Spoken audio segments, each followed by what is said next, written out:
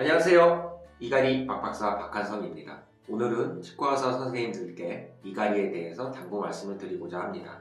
여러분들은 환자의 구강 내에서 치아 마모, 치경부 파전, 토로스, 혀나 혀 점막 아픔 등 이악물기와 이갈이의 흔적을 쉽게 찾을 수 있지만 이갈이에 대한 설명을 환자에게 하는 선생님은 많지 않은 것 같습니다. 치경부 파절이 있는 환자에게 제가 이갈이로 인해 치아가 패였다고 설명을 드리면 대부분의 환자들이 본인은 이갈이를 안 한다고 하면서 치과에서 양치질을 세게 해서 이렇게 됐다고 합니다. 제가 소리가 안 나서 환자분이 이갈이를 하는지 모른다고 설명을 하면 제 말은 믿지 못하고 센 양치질이 원인이라고 믿는 경우가 대부분입니다. 여지껏 여러 치과에서 진료를 받았지만 이갈이에 대한 설명을 들은 적은 단 한 번도 없고 센 양치질이 원인이니 양치질을 너무 세게 하지 말라는 이야기는 여러 번 듣다 보니 그렇게 믿고 있습니다. 여러분들이 치경부 파절의 원인이 이갈이라는 것은 알고 있지만 환자에게 이갈이 하냐고 물어보면 이갈이를 안 한다고 하니 이갈이 설명을 안 하는 경우가 대부분인 것 같습니다. 환자가 치경부 파절로 이가 시리다고 하니 단지 레진이나 지하에로 필링을 하고 환자에게 잘 떨어질 수 있다는 설명으로 치료를 끝내는 경우가 많습니다.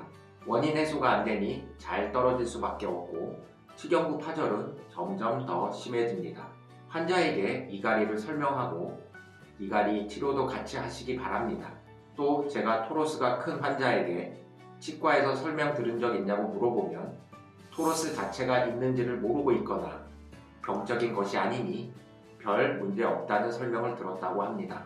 조금 더 설명을 들은 경우는 옛날에는 나이 들면 대부분 틀니를 해야 하는데 이렇게 혹이 있으면 아파서 틀니를 할 수 없으니 제거해서 틀니를 해야 하지만 요즘은 임플란트를 많이 하니 그냥 놔둬도 상관없다는 설명입니다. 토로스의 가장 큰 원인이 수면증, 이 악물기와 이갈이이므로 토로스가 별 문제 없다고까지만 설명하지 마시고 이갈이가 원인이란 것을 설명해 주시고 이갈이로 인한 부작용은 없는지 체크해 보시기 바랍니다. 임플란트 환자 중에서도 스크류 루스닝으로 스크류를 다시 조여주고 교합 체크를 해도 여러 번 내원하는 환자도 있을 것입니다.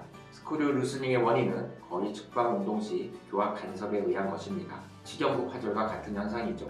가장 강력한 힘의 측방 운동은 이갈이입니다. 수면 중 측방 운동의 교합력과 운동 범위는 체어에서 환자 스스로 재현 불가능합니다. 그래서 체어에서 교합 조정을 해서 간섭을 없애도 또 다시 스크류가 풀려 내원하게 됩니다. 풀리지 않게 너무 세게 조인 경우는 스크류가 파절되기도 합니다. 이런 환자들은 브럭스 체커를 이용해서 교합 간섭을 찾아서 조정해 주셔야 합니다.